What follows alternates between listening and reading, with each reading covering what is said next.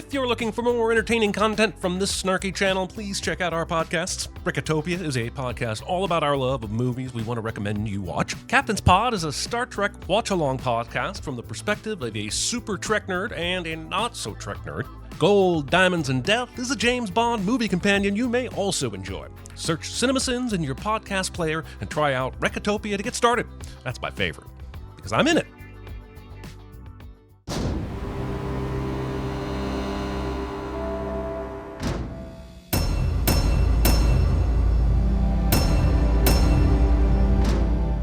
$410,313,600, let's say 10 seconds of waiting for James Cameron to get off his lazy ass and finally do a sequel. Finally showing us all of this beautiful Pandoran scenery and then expecting us to believe it'll be much better down where it's wetter. The forests of Pandora. Pandoration, which sadly isn't narration by a panda. But the most dangerous thing about Pandora is that you may grow to love her too much. Whatever the that means. This is like answering the what are your bad traits question in an interview with the, oh, I do my job too well. Not naming your child after your twin brother whose death allowed you to body swap into the magical world of avataring. Born of Grace's avatar. Whoa. Are we skipping over the part where someone inseminated the meat puppet? A daughter whose conception was a total mystery. Apparently we are! And thanks for immediately dumping a mystery on me so I waste valuable brain space trying to remember who Grace was instead of focusing on the important like why M. Night decided to make a sequel to one of his most hated movies. The people say we live in Awa, and Awa lives in us. He watches over everything and yes, we did sing song along like this in the last video, but if Avatar can retread the same tired ground in the name of entertainment, why can't I? Forgetting that your husband is also that own kind. A few years to get the language through my thick skull. But now when I hear it, might as well be English. Thinking you need to justify not having your entire movie in Pandoran. It's okay, Jim. No one wanted that. Surely there was a better way to start Operation Planet Takeover 2.0, no? I know you gotta slow these ships down somehow, but could you maybe engineer a way that doesn't torch half the planet and those valuable resources you're pillaging? 1 year later? How has this lasted a year? The Na'vi had 13 years to plan for the Sky People's return, so why weren't they prepared and then immediately attacked to keep 1 year of progress from happening? More to the point, why did we skip all that action? The fact that Blue Quaritch isn't restrained means they weren't expecting him to freak out, which is weird. Or no one really cares about the damage he might do to all this presumably expensive equipment and the metal shell that's keeping them from the void of space. 2 minutes to Pandora insertion. Secure for Delta V. Failing to secure for a Delta V is exactly why I never pulled off a Pandora insertion with my college girlfriend. In case you haven't figured it out yet, you're Colonel Miles Quaritch. I see that we're Control-C, Control-Ving our way through the character creativity on this one. Also, pre-recorded retcons position. A Marine can't be defeated. Oh, you can kill us, but we'll just regroup in hell. Yeah, but what if the enemy you're regrouping against doesn't end up in hell? What then? Then you're relying upon Jack Black summoning your collective asses back to Earth. And who knows how long it'll be until Disney buys Tenacious D and allows that to happen. We are not in Kansas anymore. Cliché. I know you're all asking yourselves the same question. How am I expected to remember that this is a callback to my speech in the first movie when we're 13 years removed from said movie? You're supposed to be spotters. You spot bogeys and you call them in from a distance. Who the thought it would be a good idea to have head kids as the only spotters? People literally died because of this choice. You're grounded. No flying for a month. Treating war like the prom by grounding your kids from going to it instead of maybe not having kids ever do war in the first place. Straddling your mother's very expensive liquid tomb. Also, they kept her dead avatar body floating around in the liquid all this time? So, who do you think knocked her up? Asking the question we are all wondering, but in the most crass way possible. Pretty sure it was Norm. I would kill myself. I would drink acid. You would drink acid and kill yourself if Norm, the harmless researcher, ends up being your father? That is one of the most brutal things I've ever heard, even from a kid. Norm deserves better, and I don't even like Norm. Sometimes it's not so great to know who your father was. Totally, because sometimes such a fact will make you question your whole identity. Like, am I just a retcon plot device to inspire some kind of conflict and add a confusing layer to a story that no one asked for? You know, regular stuff like that. Sir, this is the General. She'll be with you shortly. She just needs to finish kicking the snot out of this weirdly placed punch bag so that you're fully aware that she is a badass even though she's only in this movie for a total of 45 seconds. Sir.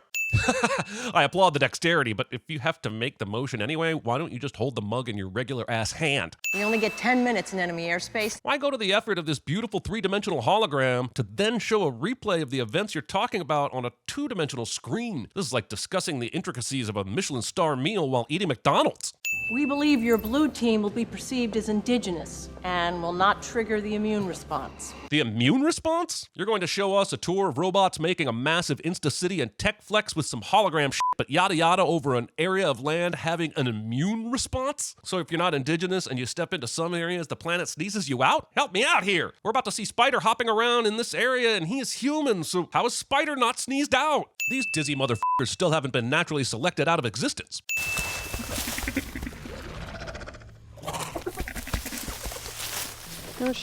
Yeah, but back in the first movie, Sully's avatar was immediately attacked by the forest dogs, so this doesn't mean your camouflage is working, just means they recognize they're outnumbered. Don't go premature cell blue rating just yet. I wonder if the movie thinks we need to revisit these places from the first movie so that the ride at Animal Kingdom is still relevant. That's the only reason I can think that we want to see this.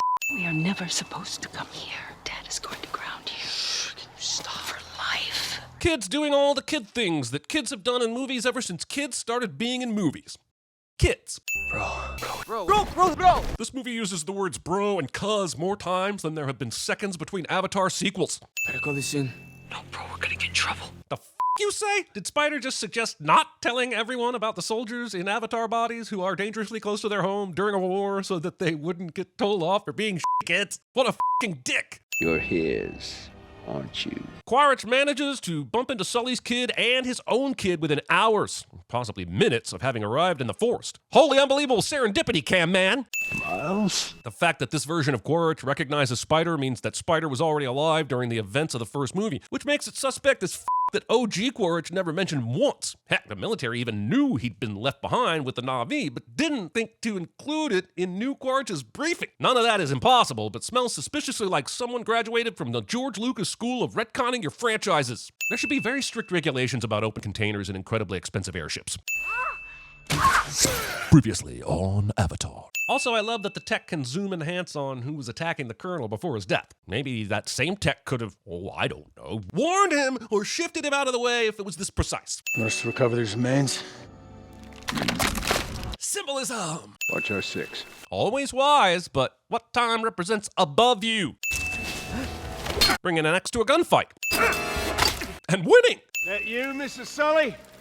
I recognize your calling card. I know he saw her fire these arrows in the dash cam footage, but how does he know that she's the only one that uses this brand of feathers? Jumping over the log rather than under the log where there was no gunfire. There are a lot of people escaping the Sully attack, which is confusing because I just watched most of them die during the battle. So I don't know where the extras came from, but they didn't do shit to help their friends stay alive. We're all gonna be okay. To be clear, the all he is referring to excludes all marine life. Oh, and his kid. He's completely feral. No, feral is when a cat hisses at you for daring to breathe within the house that you pay the mortgage on. This is a pretty normal reaction to being shot at, kidnapped, and locked in a room. If the people harbor us, they will die. Which makes their plan to go to new people all the more confusing. Look, I got nothing. I got no plan. Dude, you are the leader of these people and have been for the last 15 or so years, and now you have no plan? Just because a few extra avatars have turned up? You guys have always been the target. What's changed other than Quaritch coming back? Yeesh, a prototype for the new ride at Disney is a bit extreme. I'm pretty confident that this lady walking through the brain scan is as disruptive as it is unnecessary. Form a thought, and we will see it. Giving your enemy the advantage by telling them how your super high-tech mind-reading machine works. Toruk Makto will disappear. I'm not sure why Jake thinks this is going to work. Why does he think the humans will suddenly stop as soon as he disappears? Okay, maybe this stops Quaritch, but the humans aren't going to suddenly stop mining Pandora just because Jake has left. In fact, his presence is the only thing slowing them down. This is a huge win for the Sky People. The sea clans are a world unto themselves. Avatar: The Way of Water takes 49 minutes and 42 seconds to finally find its way to water. They have demon blood! This would be an excellent time to point out that not all of the children have 4 fingers. Little Toot clearly has 3, but we'll skip that for now, for reasons. He led the clans to victory against the Sky People. This you call victory? Hiding among strangers. Ronald would be the fishiest at CinemaSins. I apologize for my mate. Jake Sully survives Neytiri in this scene. We cannot let you bring your war here. No worries, my dude. I'm certain the humans will stop all the pillaging as soon as they hit a bit of water. They're famous for their restraint when it comes to overfishing. I'm done with war. Yeah, but that's the sucky thing about wars. They don't just end because one side says, I'm done. Well, they do, but that side's usually called the loser or dead. My son, Arnon, our daughter Tsireya, will show your children what to do. Sure, let's have one batch of head testosterone soup teach the new batch of head testosterone soup how to fit in. Sure, that won't result in any kind of counterproductive conflicts or life-threatening shenanigans. We're gonna get through this. We're gonna get through this. We're gonna make it blue. Remember when the first movie came out and people were depressed because Pandora wasn't real and they couldn't go to the forest? Well, prepare yourselves, nature lovers. You will now be doomed depressed that you can't go to the bioluminescent forest or the gorgeous trash-free ocean. Wake up! We live on a planet with humans everywhere, and this movie will teach us the only solution is murder. This movie is blue on blue on blue while feeling blue. I hate it. Dude, why is this surprising to you? Literally, the first thing you said to them was, Is that supposed to be a tail? It's too small. How are they supposed to swim? Where's Kitty? taking this long to realize someone is probably drowned. We go Na'vi. We've seen this before and it nearly worked, so sure, let's do it again. But this time ensure that we can't blend in by covering ourselves in tattoos. Ultesnauska I hupultekten natvitsafiasurak.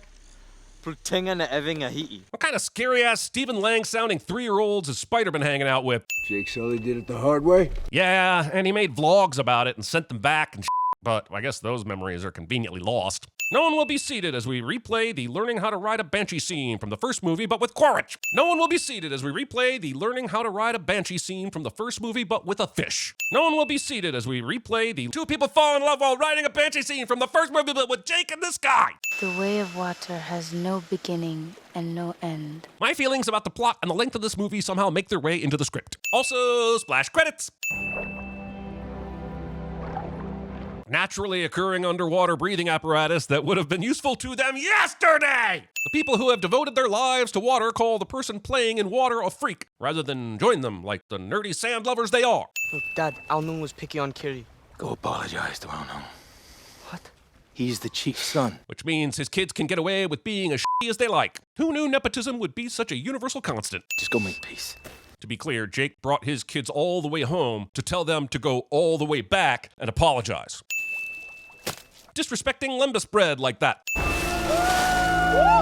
That is unsafe. Oh no! Come on, this isn't funny! Okay, there are pranks and then there's stranding someone in the ocean with no way of knowing how to get back and starting a diplomatic incident. Are they seriously trying to kill him? Or did they watch ahead in the movie and know he's about to make a crucial ally? Show me the way to go home. This scene is making me feel short of breath. We've seen this kind of 1,000 times or so, and it's boring me to death. Look, you can't just show us the life-leaving Loak's body and then expect us to care when he's suddenly fine on the back of this whale thing with no CPR. Show us the whale doing CPR! I really hope that's tulkun for ouch. Get the f off my fin, asshole. Can't you see there is a literal spike in it? For the record, if a rando buddy says, trust me before ripping out your old piercing, prepare for an infection and a grudge. Littering in the open sea. She's just there. Like a word about to be spoken. Wait, I think I can hear it too. Do you hear it, everyone? Listen. Skip.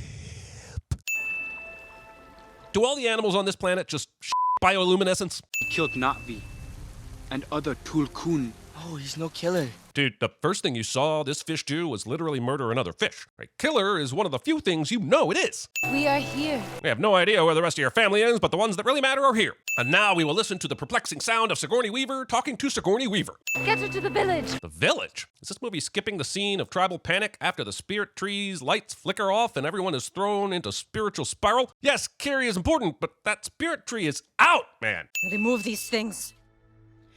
Ouch! They dragged Norman all the way out here with all the danger that entails before letting Ronald do her thing. What was she doing while Norm was on the way over? I firmly believe that this movie took far more time to be released than it should have because someone decided we needed to marvel at the highly realistic details of the abdomen epiderm. Okay, this one. I see you. Oh,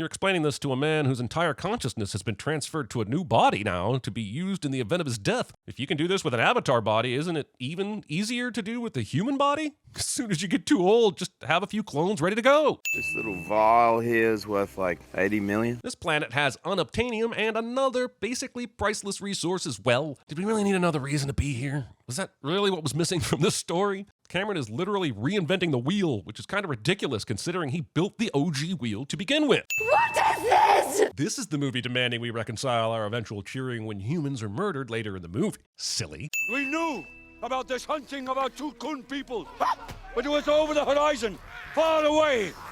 Now, it is here! Oh, so now you're happy going to war because the killing is a few miles closer to shore? Let's be clear about this. Your motivation for going to war is geography? Bro, why do you always have to make things so hard? It's because he's in a movie.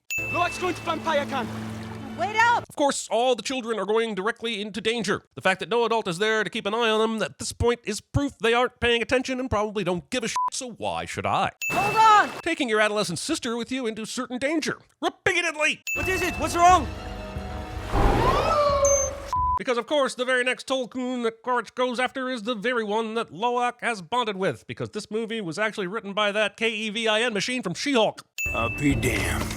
Sully's kids. Look, you know you're going to get sinned when one of your main characters reacts incredulously to their own good luck. Sub-team, get wet. And they do. They jump into the water to get wet, which usually means hunting tulkun. But in this case, it's hunting children, and no one seems to hesitate. In fact, they're excited for it. Oh, hell yeah! I think the atmosphere of Pandora naturally turns all humans into miserable people capable of murder a bit too quickly. Get back to the bridge. I'm sure there's no damage you can do from there, and that is definitely the smartest place to keep you instead of tied up somewhere. Jake. Tell your friends to stand down. Don't worry, they'll only fight for a short time and then vanish for the remainder of the movie entirely on their own. Easy shot. You hit them now, they attack. Wait till he's on board. Why is killing him when he's on board going to make them any less likely to attack? Being a dick to the reef that has done absolutely nothing to you. Hey, Loak, what was it you were saying earlier? He knows what he did was wrong. He would never do it again. He would never do it again. He would never do it again. He would never do it again. Bloody hell. Watch your fucking language. Mary's Christ on a goddamn dry cracker. There are children watching this movie. Sully's inbound. And you are not shooting his children, which is what you said you would do. So now I'm oddly upset about that. Woo! Murder the other people doing the thing you don't like. But also, now that your spear is gone, you are absolutely useless. Using Awa's power to murder people. It's super fucking cool, but I'm also pretty sure it's against at least one of Awa's commandments. Breach! That's on! They weren't already on? Even the air above the sea isn't breathable to you. Why wouldn't the masks always be on? Yep, we just saw this asshole's arm fly off, and I'll pay good money and remove all the sins in this franchise if Payakan turns up in Avatar 3 with that man's arm attached to its stubby fin. I dare you, Cameron! I dare you! Need some help? Handcuffs that can be foiled by a knife. We've got to go back for her. Wait! Sully, stick together. Yes, but you are a preschooler, so how the hell are you going to be anything other than a burden? You fool of a toque. Can't believe I'm tied up again. You are literally the only person in the universe that can't believe this. They have Kitty and Took. I can't go back. So Sullys stick together unless it's really inconvenient. Just want to be clear on where we're drawing this very important line. Just watch his head. Focusing on the head when the heart is the real issue. I guess this is just going to become a thing. The third act of an Avatar movie kills off a character to further motivate Jake. In the first movie, it was Dr. Grace. Now it's Neteyam. I hope it's Zoe Saldana in the next movie so she can be free of this soul-sucking contractual obligation. I need you with me. Stronghold. I think some of this is lost to Na'vi translation issues, but surely that should have read Murder Heart.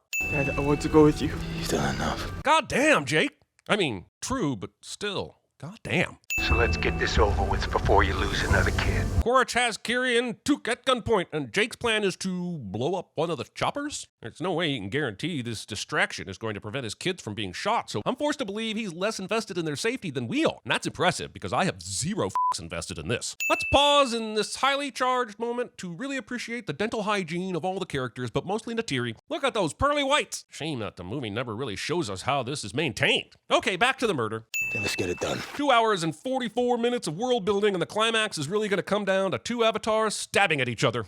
I really miss Aliens and T2. Also, Neytiri will just sit there and watch Jake go toe-to-toe with Quaritch instead of finding a weapon and helping.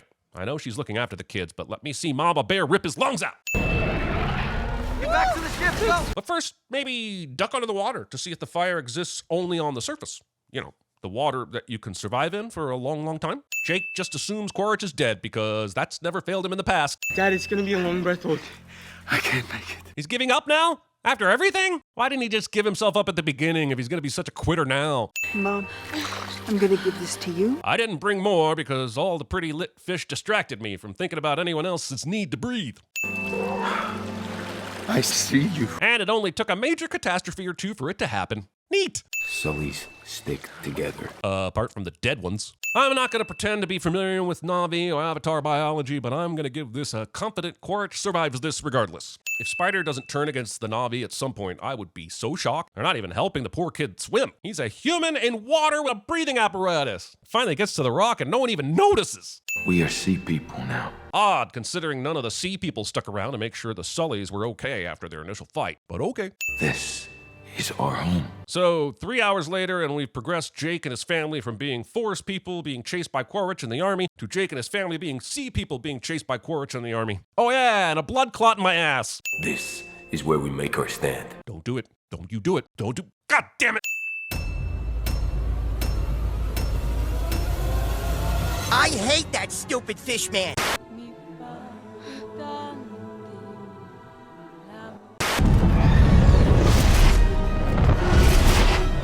Alas, poor Yorick. I knew him, Horatio, fellow of infinite jest. As you wish.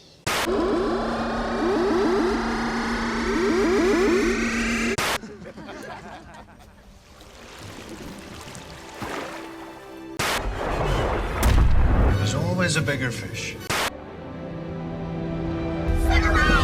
Are you the asshole who's commandeering my ship? I'm commandeering this airboat. You are who? I'm AKA'd as the hippopotamus. Now steady, stay with her. Hold.